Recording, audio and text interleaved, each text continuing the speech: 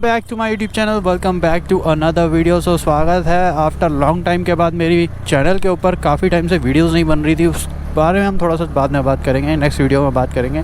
For a time के लिए मैं आज आप लोगों से अभी इस इम्पॉर्टेंट टॉपिक के बारे में बात करने के लिए आया हूँ, जो कि हमारे स्कूटी के कंफर्ट लेवल से कनेक्टेड रहता है कि हमारा कंफर्ट लेवल किस तरीके से हमें मतलब मिलता है स्कूटी के अंदर, और उससे रिलेटेड ये बहुत ज़्यादा इम्पॉर्टेंट पॉइंट है। तो चलिए ज़्यादा टाइम वेस्ट नहीं करते हैं और अपने टॉपिक की तरफ बढ़ते हैं और आप लोगों को बताते हैं कि ऐसा क्या है कि हमारा जो टॉपिक है वो मैं बता ही देता हूँ, जो शॉकर से रिलेटेड है। तो आज हम लोग अपने स्कूटी की शॉकर के बारे में बात करने जा रहे हैं कि उसको हम किस तरीके से मेंटेन रख सकते हैं और क्या गलतियाँ हैं जो आपको नहीं करनी, जो मैंने करी थी अपने इस 50,000 किलोमीटर के जर्नी के अंदर शॉकर से रिलेटेड।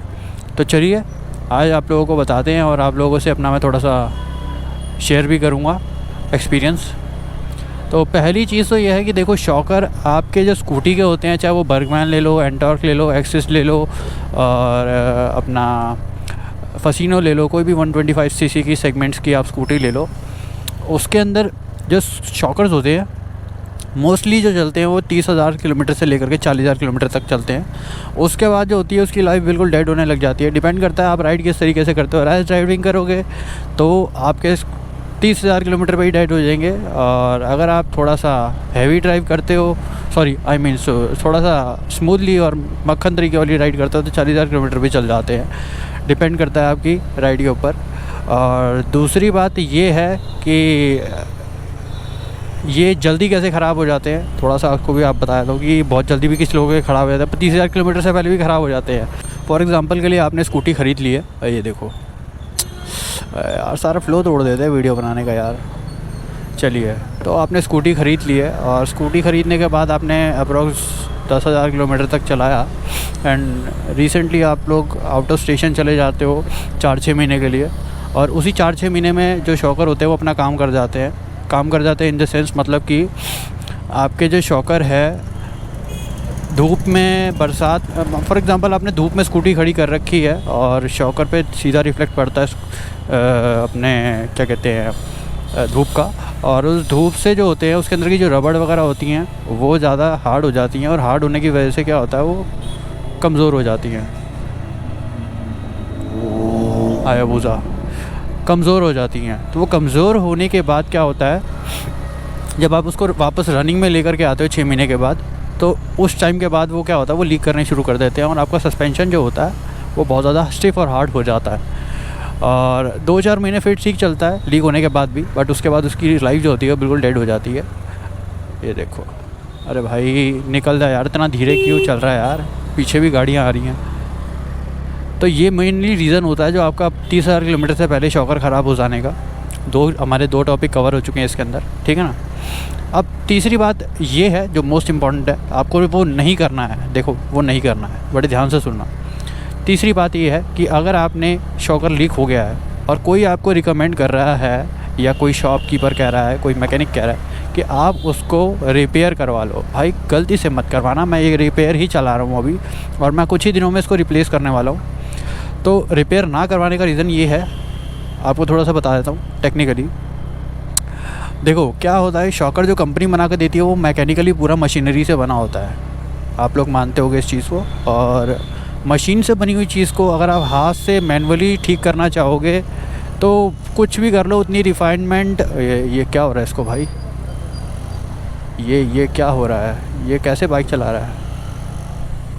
चलो खैर, एनीवेज, आप कुछ भी कर लो, कितना भी कोशिश कर लो कि उसको हाथ से अच्छे से मैकेनिकली टूल्स से सेट करने की कोशिश कर लो, ज़्यादा 3 महीने 2 महीने। और मेरा जो एक्सपीरियंस रहा, मैंने 500 रुपये में, आप लोग जो आप मेरी प्रीवियस वीडियो देखोगे चैनल में जाकर के, उसमें मैंने शॉकर को रिपेयर करवाया था पीछे वाले को, और वो शॉकर मैं बता रहा हूँ मुश्किल से मुश्किल 10 दिन बाद इतनी गंदी हालत में चल रहा था कि मैं क्या बताऊँ। और मैंने उसको 500 रुपये दिए थे इस चीज़ के लिए, 450-500, मुझे अभी भी कुछ आइडिया नहीं है, मतलब इतना ही कुछ दिया था।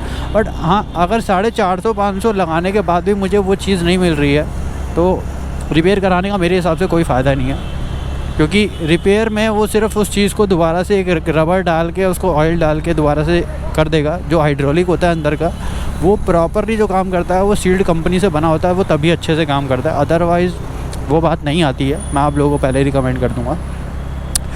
अगर आप 500 रुपये लगा भी रहे हो रिपेयर पे फॉर एग्ज़ाम्पल के लिए, तो बेटर यही होगा कि आप 500-600 और लगाओ।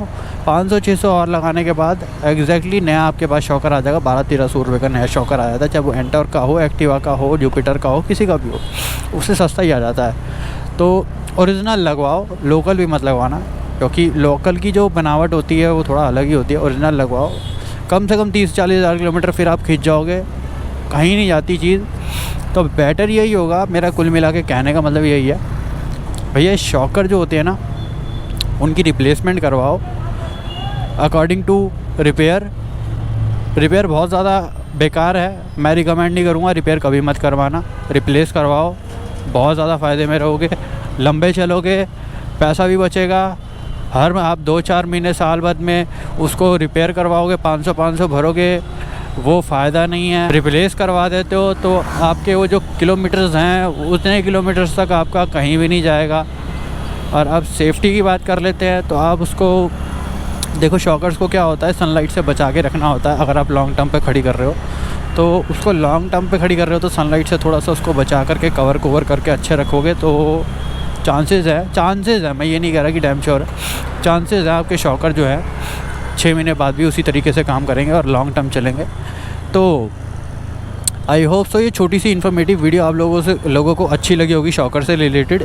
अगर वीडियो अच्छी लगी है तो वीडियो को लाइक करना नहीं भूलना और चैनल को सब्सक्राइब नहीं करना भूलना। मेरे भाई बहुत ज़्यादा डाउन चला गया हूँ चैनल के ऊपर, आप लोगों का सपोर्ट और आप लोगों का प्यार की बहुत ज़्यादा ज़रूरत है। और इंस्टाग्राम पर मुझे फॉलो कर लेना नए अपडेट्स के लिए। तब तक के लिए गुड बाय, सेफ राइड करें, हेलमेट लगाइए। और देखो कितने स्लो स्पीड पे चलता हूँ, मेरी आदत है जब भी मैं वीडियो बनाऊँगा तो मैं स्लो स्पीड पे चलता हूँ, मैं हाई स्पीड पे चलता ही नहीं हूँ। कभी कभी होता है जब मैं लॉन्ग राइड पे चल रहा हूँ या फिर अपना क्या कहते हैं ये अपनी संडे राइड चलती है। तो एनीवेज़ तब तक के लिए गुड बाय, टेक केयर, मिलते हैं किसी नेक्स्ट वीडियो के अंदर, तब तक के लिए बाय।